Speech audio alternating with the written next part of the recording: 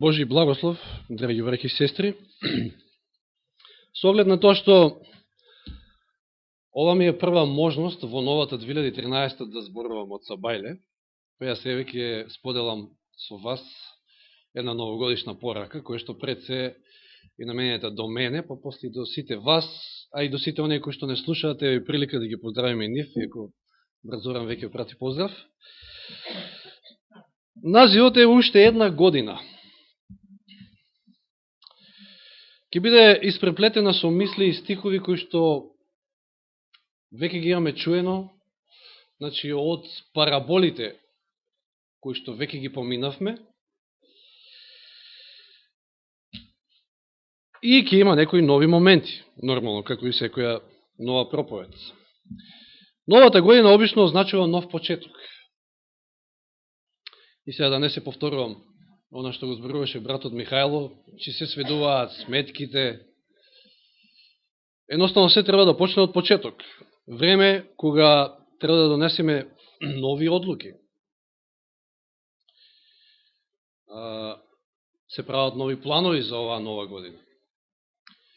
Еве ние како црква, иако некако спонтано, ама ете, имаме некои планови, пало на Бога, излезе една книга од печат, очекуваме оваа година да излезат барем најмалку 2, може да бидат и повеќе, дај Боже, некој трактат.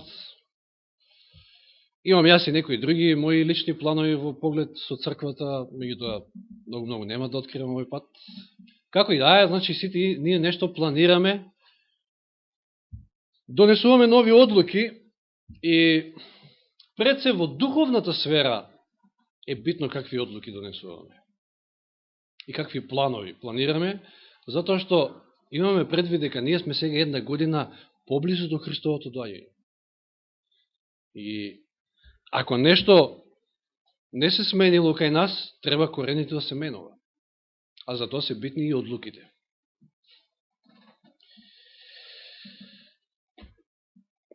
На почетокот, еве ќе споделам еден пример. Син му поставува една загадка на својот татко, а еве таа загадка јас ќе ви ја поставам денеска на вас. Много едноставна, не е ништо комплицирано. Значи, си биле 3 жаби, му вели синот на својот татко, и сите стоеле, пловеле всушност на еден лист по реката. Така, поголем лист. Едната од жабите одлучила да скокне. И прашањето е, колку жаби останале на листот? Колку жаби останале на листот? Ту, веднаш погодивте. Значи, таткото на почетокот рекол, постанале 2. И синот подосна, уште појасно му поставил прашањето. Едната од жабите одлучила да скокне, сега колку жаби останале на листот? И го рекол, изгледа покрај таа едната, па и другите скокнале, значи ни една не останала на листот. И синот му одговара на крајот тоа што вие го кажавте, значи 3 останале на листот. Затоа што жабата одлучила да скокне, ама не скокнала. Значи да не бидат нашите одлуки такви, во оваа 2013, да одлучиме, па ништо од тоа. Еве го новиот момент, за кој што ви кажав, значи, оние другите ќе бидат можеби повторување, меѓутоа во еден поинаков правец. Новиот момент се наоѓа во Матеј 21 глава, и ова е парабола, и тоа нема да се задлабочуваме толку многу во неа, затоа што ви кажав дека ќе има моменти од различни параболи. Параболата за двата сина, меѓутоа не е оваа парабола за оние помладиот и постариот, туку двата сина кои што таткото ги повикал да работат на лозјето. Значи во 21 глава Матеј, од 28 стих читаме. Но како ви се гледа? Исус им поставува прашање на присутните. Еден човек имаше 2 сина, па дојде при првиот и му рече, синко, оди и работи денес во лозјето. Господ како и лани, како и полани, како и 2010 и 2009 да не ги броиме, од 97 барем кај мене е случајот тоа, ми вика, затоа што налогот е тој, оди во лозјето и работи. На сите нас, тој повик е упатен до секој од нас. Тој одговори и рече, неќам. Но после се предомисли и отиде. Дојде при вториот и му рече исто така, тој одговори и рече, одам господаре. Но не отиде, ој како жабата, во случајов. И кој од двајцава ја исполни татковата волја? Прашањето е лесно, односно одговорот е лесен на ова прашање. Оној кој што ја твореше татковата волја, Божјата волја. И сега, совршен пример би бил оно што го кажува Исаија, еве ме мене, испрати ме мене. Затоа што, ако често пати викате неикем, тоа ќе се усталика и нема ни да отидете. Често пати викаме, ај утре, ај другиот месец, може ќе речем, ај 2014, следната година.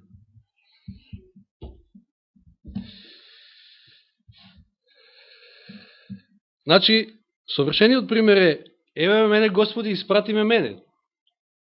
Нова година, нови предизвици, меѓутоа налогот е тој, истиот. Оди во лозјето и работи.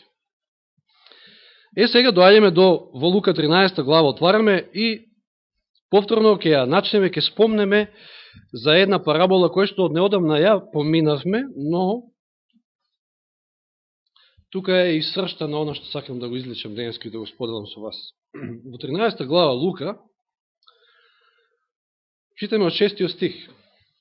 Ја каже и оваа парабола. Некој имаше посадено смоква во своето лозје, пак лози се спомнува, и дојде да побара плод на неа, значи господарот, газдата на лозјето, дојде да побара дали има плод на смоквата, која што се разлистала, прекрасно изгледала, засадена во посебни услови. Внимавајте, оваа смоква не никнала, не е само ник, што викаме ние.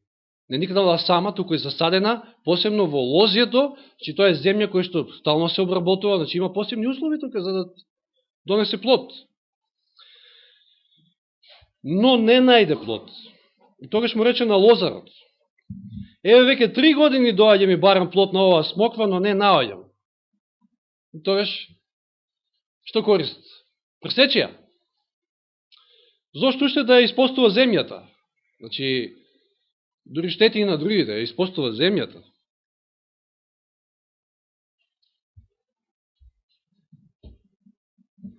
Сега, да си замислиме дека Господарот доаѓа кај нас и онака одблизу, значи Господарот во овој случај морал одблизу да дојде па да открие од лисијата малку да види дали има плод.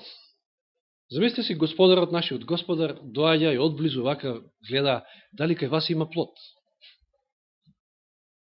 Не 3 години, некој од нас е тука и 30, може и повеќе. Дали има плод? Дали имаме љубов, дали сме радосни, исполнети со радост, дали имаме мир, трпение, љубезност, добрина, верност, кротост, самоконтрола. Знаете кои се овие стихови, Галатјаните 5 глава. Плодот на духот. Или пак нас не мора одблизу да не гледа Господарот, и оддалеку се гледа какви сме.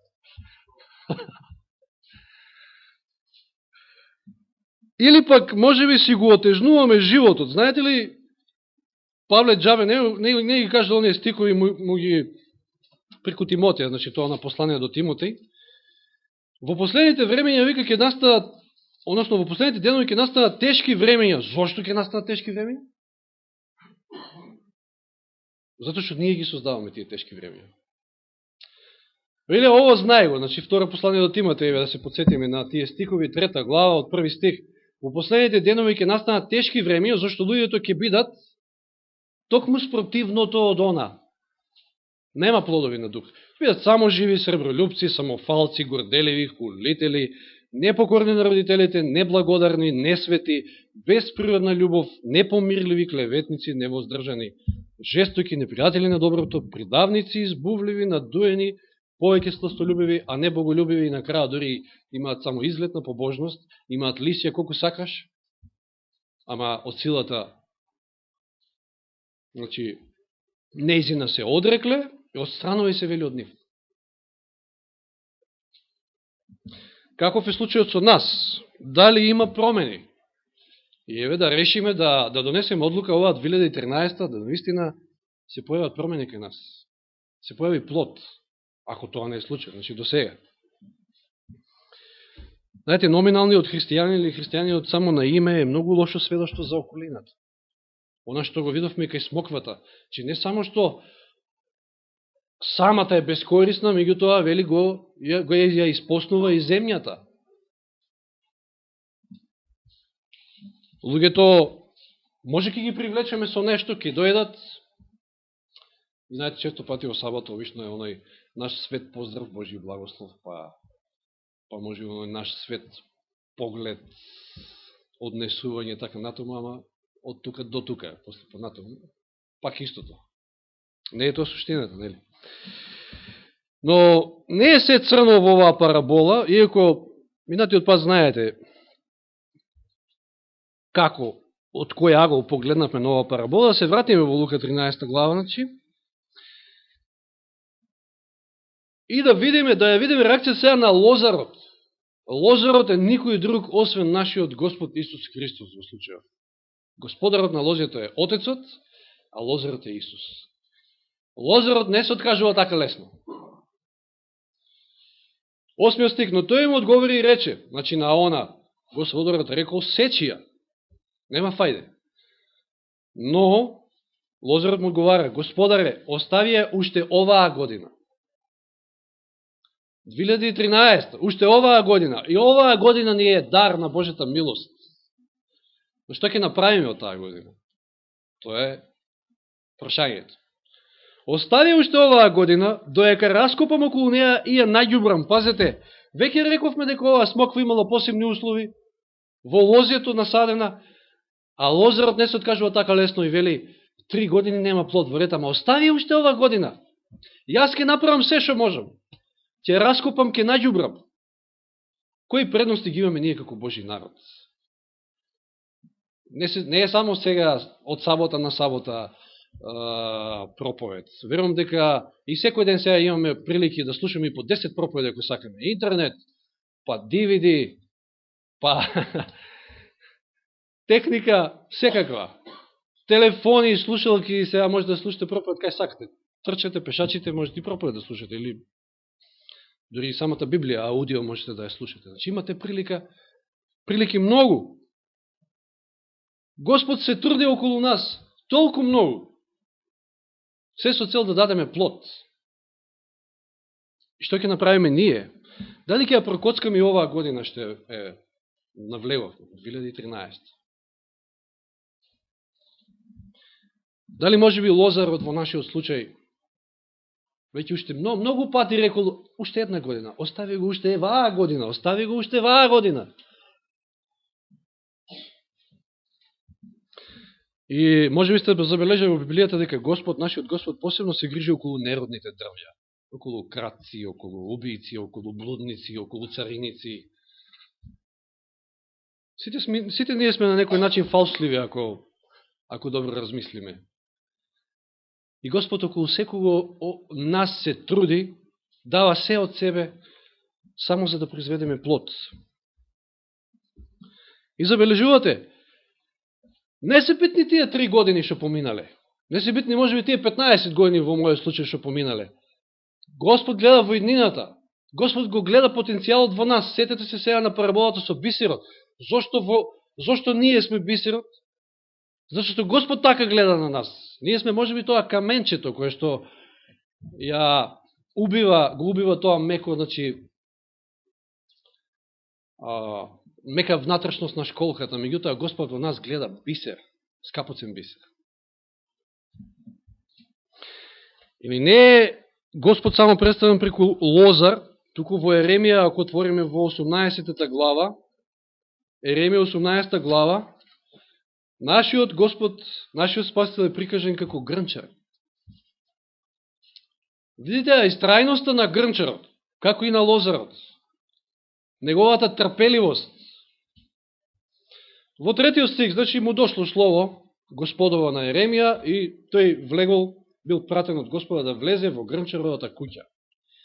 И 3 стих, значи токму работеше, вика, грнчарот на грнчарското колце. Нормално знаеме грнчарот што може да прави.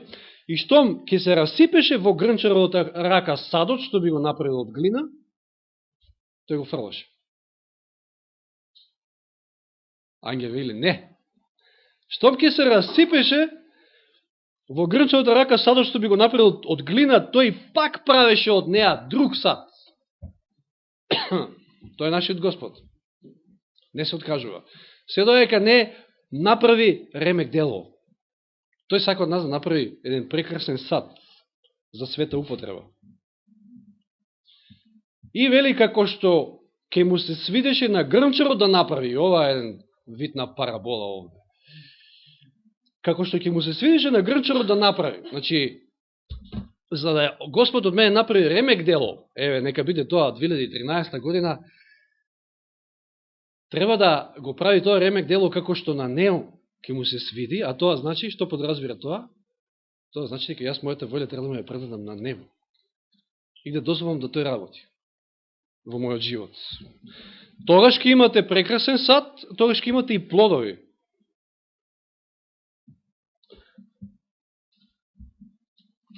Уште една година Господ ни дава на милост и не смееме да ја прекоцкаме, да ја фрлиме така. Јован 15 глава. Еве како еден христијанин може да биде плодоносен и да носи многу плод, плод во изобилие овде вели. 15 глава Јован. Повторно Лозар имаме, меѓутоа во други улоги се сега. Лозарот е Господ, таткото, а лозата, и тоа вистинската лоза, че не е Израел вистинската лоза, ова е поука, нели, до тогашните израелци, туку Исус вели, јас сум вистинската лоза и мојот татко е лозарот, тој ја отстранува секоја прачка на мене што не дава плод, а ја чисти секоја што дава плод, за да даде повеќе плод. Вие сте веќе чисти заради словото кое ви го зборував. Останете во мене, како и јас во вас, како што прачката не може да роди плод сама од себе, ако не остане на лозата, така и вие, ако не останете во мене. Јас сум лозата, а вие сте прачките.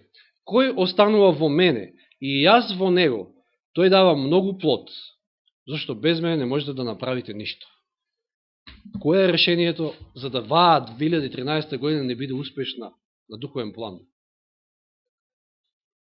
Ако сме во Христа, да останеме во Христа и тој да остане во нас, а тоа значи дека не сме лаодикејци.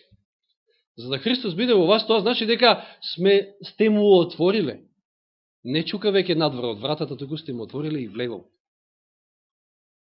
И тоа значи плоден живот. И дури вели, без мене не може да направите ништо. Не знам какви планови да имате, не знам какви одлуки да носите за оваа 2013 година. Без него не можете ништо. Толку јасно и едноставно. Ако некој не остане во мене, тој ќе биде исфрлен надвор како прачката која е исушена, ги се обираат и ги фрлаат во оган и ги горат. Сестра Анге знае со што го подпалува огинот дома. Прачките од лозата се баш згодни за подпал. Лозанките, како што ние ги викаме.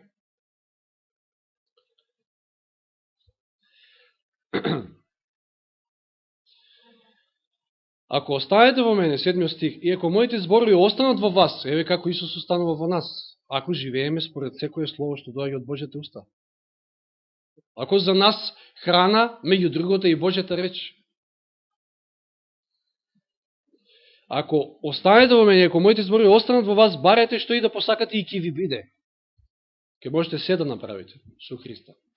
И вели, мојот татко се прославува со тоа што ќе давате многу плод и ќе бидете мои ученици. Нека 2013 година биде година кога ќе го прославиме нашиот татко, нашиот Бог. А како ќе го прославиме? Со многу плод. Одсејувајќи го неговиот карактер, сушност. Така и го прославуваме. Еве што не вели коментарот во Копнежот на вековите, која сме кај лозата и прачките, и каков е тој однос, каков однос всушност треба да имаме со Исуса за да имаме една плодна година на духовен план. Пред се.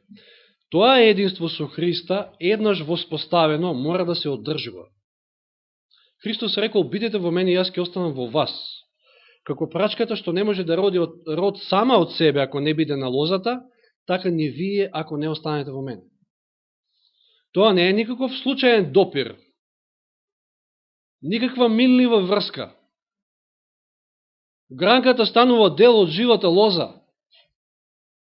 Ви станувате дел. И тој дел од вас. Пренесувањето на животот, на силата и плодноста од лозата на прачката е непречено и постојано. И треба да биде непречено и постојано. Тоа значи постојана преданост во нашиот живот. Ако се одвои од лозата, прачката не може да живее. Нема живот без Христа.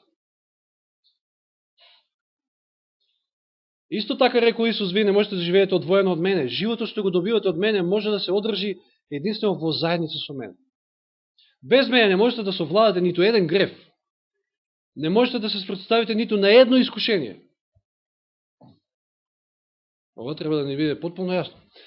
Бидете во мене и јас ќе останам во вас. Да се биде во Христа значи постојано да се прима Неговиот дух. Значи да се живее живот на безусловна преданост на Неговата служба. Каналот на комуникација меѓу човекот и Неговиот Бог не смее никош да се прекине. Таа комуникација како ја вршиме? Не ви треба мобилен оператор. Кога проучаваме Библија, Господ ни зборува на нас. Кога се молиме, ние му зборуваме на Него. Молитва, проучување, секојдневна заедница. Како што прачката постојано црпи животен сок од лозата, така ние мораме цврсто да се држиме за Исуса и со вера да примеме од Него сила и совршенство на Неговиот карактер. Коренот праќа храна преку прачката до најоддалечените гранчиња. Така Христос пренесува на секој верник духовна сила. Тогаш ќе имате и силата, нема само да имате обличи на побожност. Тука е силата, затоа што го имате Христа. Се додека душата е обединета со Христа, нема опасност дека ќе овене или ќе изумре. Се додека сме соединети со Христа. Животот на лозата ќе се покаже во пријатен плод на лозата. Колку е пријатен плодот на лозата? Може да ви каже брат Јани. Поготово сокото. Исус вели, оној што останува во мене и јас во него ќе роди многу род, зашто без мене не може да сторите ништо. Ако живееме со вера во Божиот Син, плодовите на Духот ќе се покажат во нашиот живот и ниту еден од нив нема да недостига. И одат во пакет. Имајќи го Христа, во нас ги имаме и плодовите на Духот. Ете каква треба да биде таа заедница, ете како можеме да бидеме плодоносни и оваа година да ја претвориме и на наш благослов, ама и на благослов на останатите. Ево уште неколку стика да прочитаме од тоа како може оваа година да биде плодна година. Псалм 1.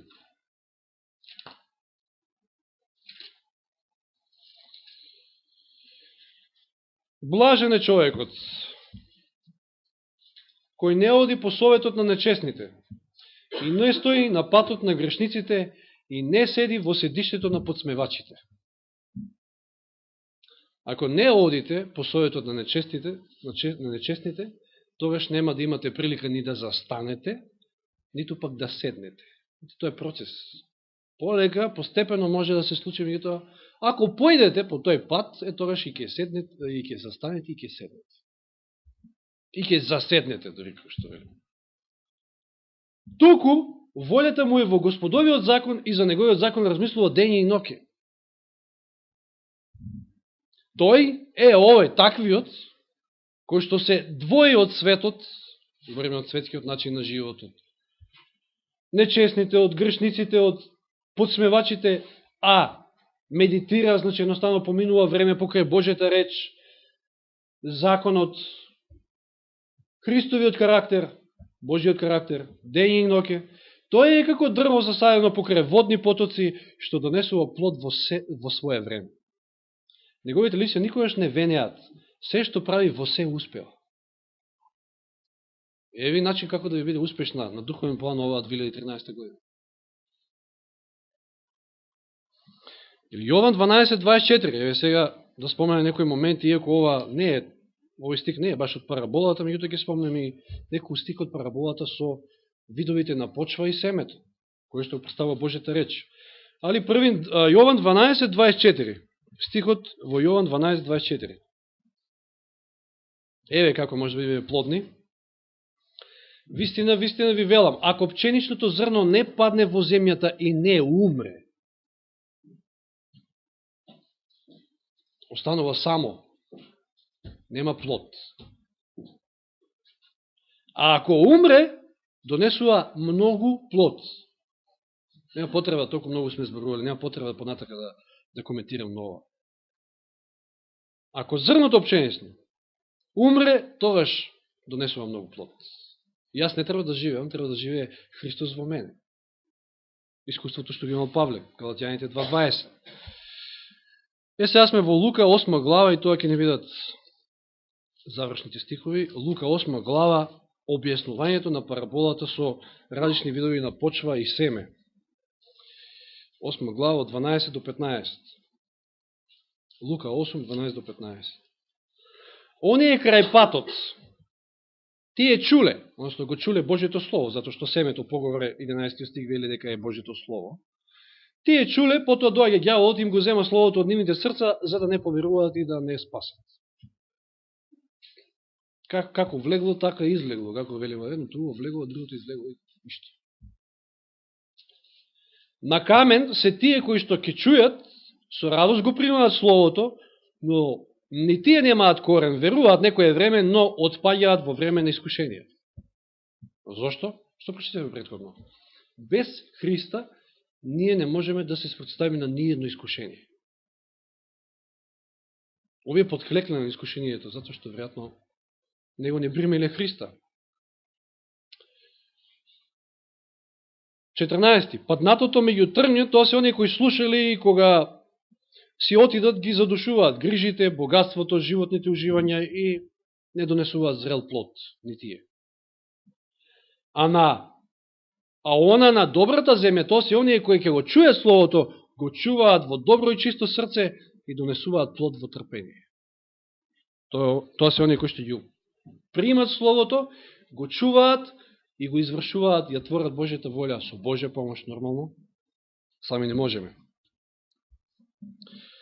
Па сега видовме дека Господ во својата милост ни дава уште една година, како на онаа смоква.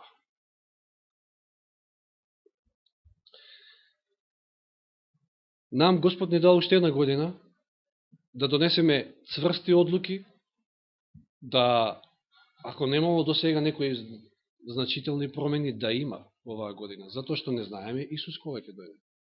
Ние сме близко и се поблиско до Христовото доаѓање. Амин. Но и една друга работа. Зошто да ја искористиме? Односно, вака ќе се изразам. Да ја живееме оваа година како да ни е последно од животот. Или Елен Вајд дури вели, секој ден треба да го живееме како да ни е последно од животот. Зашто не знаеме дали ќе има уште една година. Параболата со смоквата тука завршува. Не знаеме дали има уште една година, меѓутоа знаете, минатиот пат зборувавме за она што Исус ја проколнал. Па ја сврзавме таа поука меѓу овие два настани и не дај Боже такво нешто да се случи со нас. Да не биде доволна ни оваа година и може би да не дојде 2014 за нас. Ние не можеме да знаеме. Тоа Господ го знае. Затоа да не ја прокоцкаме и оваа 2013 година. Господ ни ја дал во својата милост, а ние да искористиме максимално. Ги имаме сите предуслови, ги имаме сите тие предности како и смоквата што ги имаме. Нека Господ делува во нашиот живот да донесеме плод.